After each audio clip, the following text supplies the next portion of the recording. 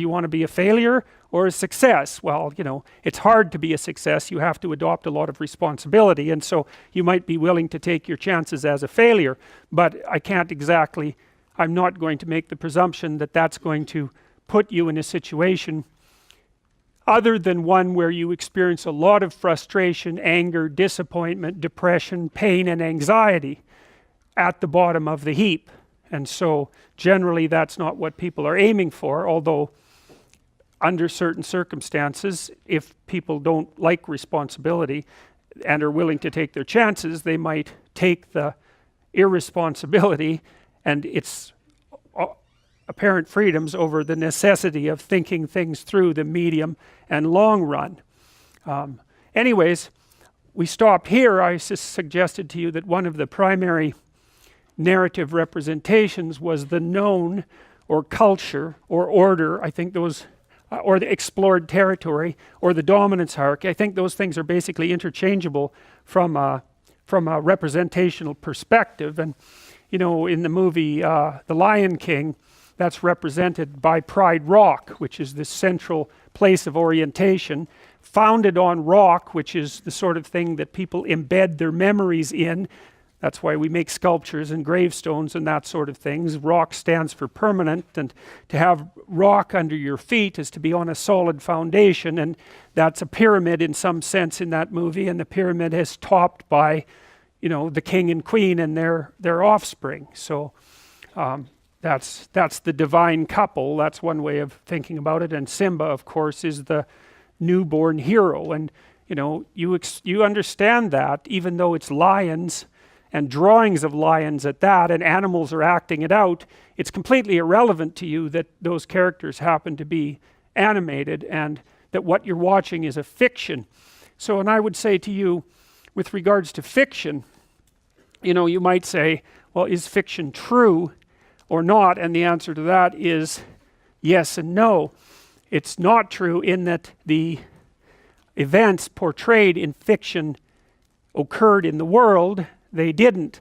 But their fiction is true the same way numbers are true, I would say. Like, you know, if you have one apple and one orange and one banana, the commonality between all of those three is one.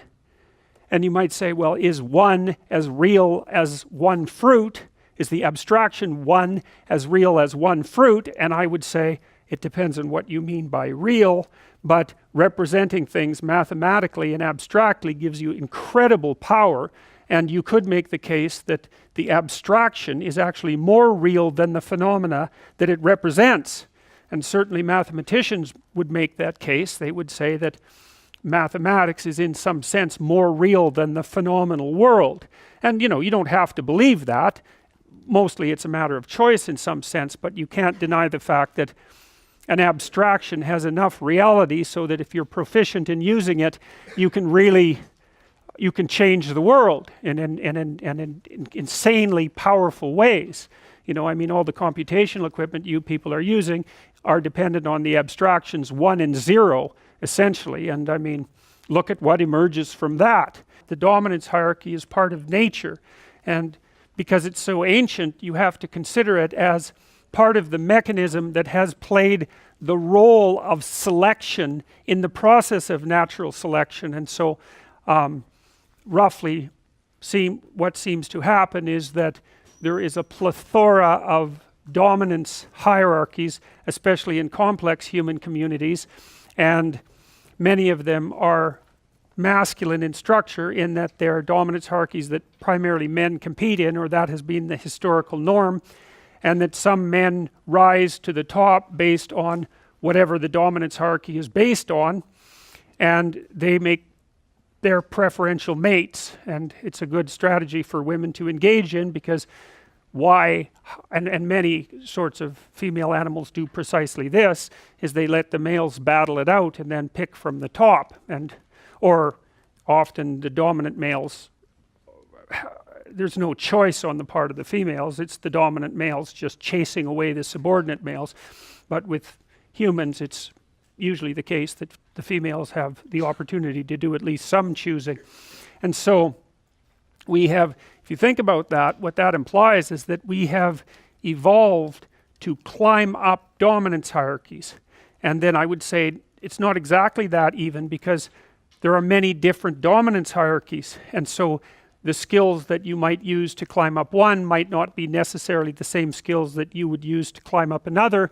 And so then I would say what we have evolved for instead, and I'm still speaking mostly on the masculine edge of things, historically speaking, is the ability to climb up the set of all possible dominance hierarchies, right? And that's a whole different idea. It's like the averaged hierarchy across vast spans of time.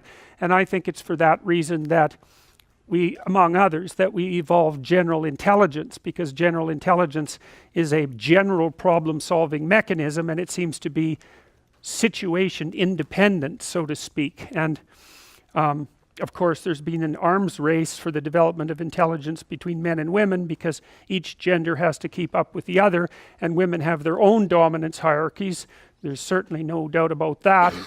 And of course, now men and women more increasingly compete within the same hierarchies, and we don't exactly know how to sort that out yet, because it's an extraordinarily new phenomena. But in any case, because of the permanence of the dominance hierarchy, it has come to be represented in fundamental narratives, because human beings, and this is something that we share everywhere, it's the thing the Wall Street banker shares with the Kalahari Kung Bushmen, who are among the, genetically speaking, they seem to be very close to what the most original human beings were like in Africa before the diaspora about 50,000 years ago. But you know, both of those people, despite their vast differences, live in communities that have a hierarchical structure that are composed of individuals that are embedded in a natural world, you know, the world outside of the dominance hierarchy. And so that's the standard human environment, I would say. And so stories that rely on the representations of those environments and their interactions are what you might describe as universal stories, and that's why people can understand them. And I would say further, and this is drawing substantially on, say, derivations of the work of Carl Jung, because I think he delved into this more deeply than anyone else, so a lot of this stuff is quite Jungian in its origins.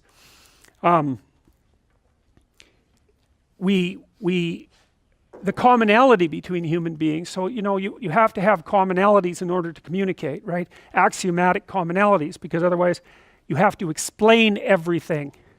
And so there's many things that human beings don't have to explain to one another. We don't have to explain anger, we don't have to explain jealousy, we don't have to explain fear, we don't have to explain pain, we don't have to explain joy, we don't have to explain love, etc. Those are built into us, and so they're predicates of being human. And you could say that those human predicates and the standard human environment produce standard narratives. And then you could say even further, and this is more of a leap, I would say, is that those who act out the role of the victor in those standard narratives are precisely the people who attain victory in life. And I would say biologically defined, in that they make more attractive partners, but also I believe that there's an alignment between human well-being, which is a very weak word, and participation in these meta-narratives that drive success.